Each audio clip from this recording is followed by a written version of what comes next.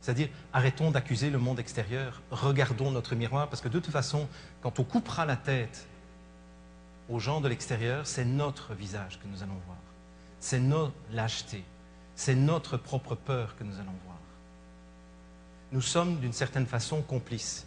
Et sur la dia, je vous ai montré un philosophe qui n'a pas une très belle tête. Je ne savais pas à quoi il ressemblait d'ailleurs. J'ai été choqué hier en cherchant sa photo. C'est pas un homme très drôle. Hegel, un philosophe allemand qui a dit des choses absolument extraordinaires. Et il disait, entre autres, c'est le père de la dialectique, Hegel. Et Hegel disait, dans la dialectique du maître et de l'esclave, lorsque l'esclave meurt, le maître disparaît. Moi, je trouve ça extraordinaire. Dans la relation maître-esclave, lorsque l'esclave meurt, le maître disparaît. Parce qu'effectivement, le maître, en fait, si on y réfléchit bien, est complètement dépendant de son esclave pour exister en tant que maître. S'il n'a plus d'esclave, il n'est plus maître. Et là, je ne vais pas empiéter sur les plates-bandes de Madame Guy. J'ai encore du mal, hein, Guy, à t'appeler Guy.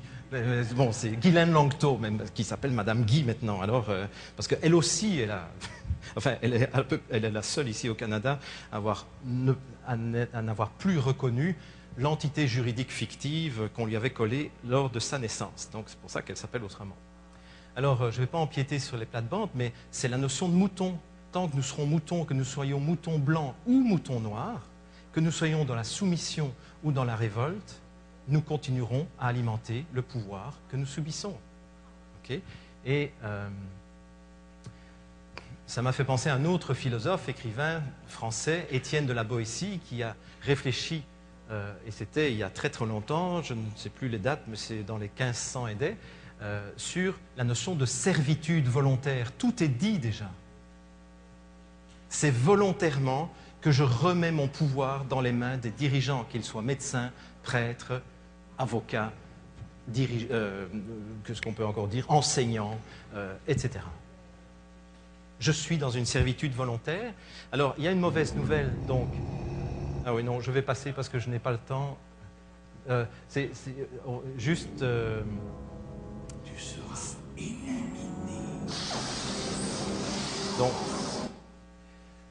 Donc je n'ai pas le temps, mais c'était l'autre extrait que je voulais vous montrer, où, avec la confrontation entre Luc et l'empereur, où l'empereur lui dit à un moment donné, plus tu seras dans la haine, plus tu passes du côté obscur de la force, c'est-à-dire plus finalement tu es de mon côté. Et je trouve philosophiquement très intéressant de se rendre compte que si on lutte contre, on fait encore le jeu de ce qu'on veut voir disparaître. Et c'est ce que je veux vous montrer ici.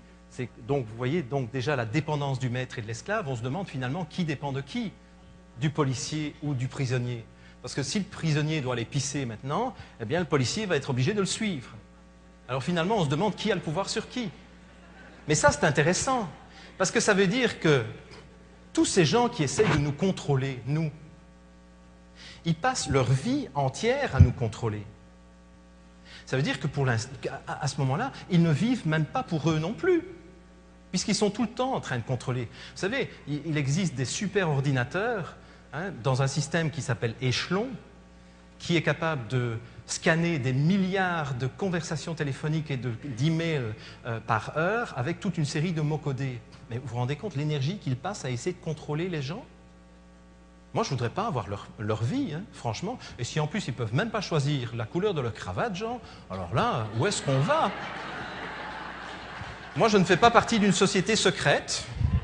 Et donc, j'ai choisi tout seul ma cravate. Ça, c'est mon privilège. Oui. Alors, je voudrais vous raconter une histoire, parce que le temps me manque, malheureusement. J'ai habituellement l'habitude... Alors, le contrôle de l'information, je vous dis un petit truc amusant, c'est que donc l'ONF, finalement, a sorti un DVD du film de Lina. Il s'en est fallu de peu pour que son film ne sorte pas en DVD, et on a attendu très, très longtemps, tout simplement parce que Maladie Canada avait fait pression sur la directrice générale de l'ONF pour que ce DVD ne sorte pas. savez, un DVD qui remet en question la pertinence des vaccins, et non, simplement les effets secondaires, ça fait un peu désordre au moment où on est en train de dire à la population « on va vous protéger avec un vaccin contre la grippe H1N1 ». Ça fait un peu désordre. Alors finalement, il y a eu tellement de pression de personnes de bonne volonté que le DVD est sorti, mais il est sorti à un prix beaucoup plus cher et avec l'interdiction à qui que ce soit de le revendre. Oui, à qui que ce soit de le revendre. Vous pouvez juste l'acheter sur le site de l'ONF, donc ça va vous coûter 32,68 $, taxes incluses et port inclus, et vous allez devoir attendre 3 semaines pour l'obtenir à peu près. Alors, je me suis dit, comment est-ce qu'on peut détourner cela? Alors, heureusement qu'il y a des cartes de crédit de temps en temps. J'ai été acheter hier 300 copies du DVD et je vous l'offre. Ah, parce que je ne peux pas le revendre.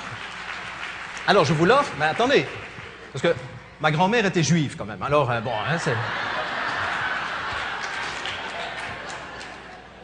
Non, parce que ça va quand même faire une facture de plus de 9 000 $. Hein. Alors, j'avais sorti un documentaire sur le docteur Hammer. Lui, je l'ai bien vendu, quoique maintenant, le Premier ministre français a interdit ma dernière tournée de conférence où je présentais mon film, ce qui fait que, vous voyez, la censure, elle est un peu partout. Hein. Je pourrais vous en parler plus longtemps, mais je n'ai pas le temps non plus. Alors, je me suis dit, ce que je vais faire, je vous vends mon DVD, parce que celui-là, je peux le vendre. Et à l'achat de mon DVD, je vous offre le DVD de l'INA. Vous voyez, hein? Bon.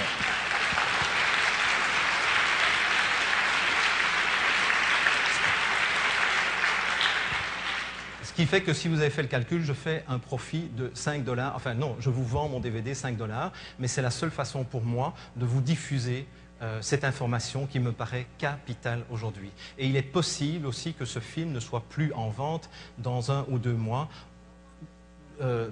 en fonction du résultat du procès d'un des médecins qui se trouve dans le film. Ça, c'est la première fois que j'entends cela, qu'un documentaire pourrait être retiré de la vente parce que un médecin dont on parle, objectivement, pourrait être condamné par la médecine, par l'ordre des médecins en Angleterre. Donc, profitez-en, j'ai 300 copies, enfin il n'y en a plus 300 là, mais je vous les offre, donc je n'ai pas le droit de les vendre. Mais c'est comme ça qu'on va s'arranger, vous savez. La résistance civile, moi j'y crois beaucoup, j'étais objecteur de conscience à 18 ans, j'ai refusé de faire mon service militaire et j'ai suivi des sessions de désobéissance civile non violente, donc on se rejoint pas mal là-dessus. Alors, il me reste combien? 7? Bon, il me reste 7 minutes. Alors, je vais encore vous parler de 2 choses.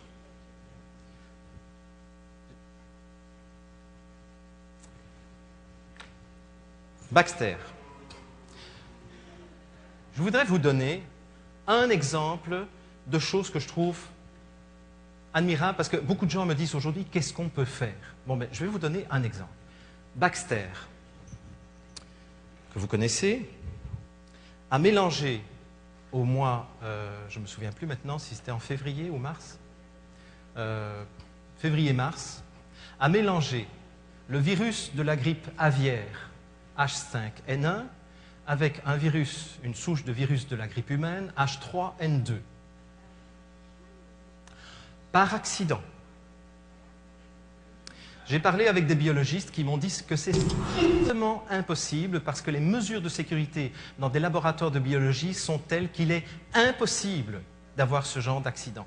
Impossible, sauf si c'est fait exprès. Vous savez, c'est comme le 11 septembre, les avions qui n'ont pas décollé pour intercepter... Il faut que ce soit fait exprès parce que ce sont des procédures automatiques normalement. Et puis, ils ont envoyé 72 kilos de matériel contaminé à 16 laboratoires dans 4 pays, dont l'Autriche et la Tchéquie. La Tchéquie, c'est à côté de l'Autriche, en Europe.